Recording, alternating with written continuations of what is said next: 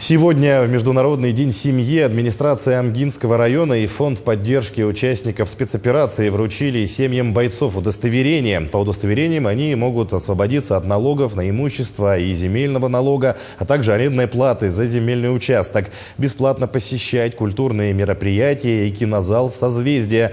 Также получат право бесплатного проезда на внутрипоселковом автобусе и скидку на такси по маршруту Амга-Якутск-Амга, а также скидки в магазинах. По линии образования дети смогут получить бесплатные путевки в оздоровительные лагеря, бесплатное питание в школах и многое другое. Фонд оказания помощи участникам СВО на Украине и вторая комиссия оказания помощи именно семьям участников СВО на Украине. Так, две комиссии, работают, надо сказать, очень активно.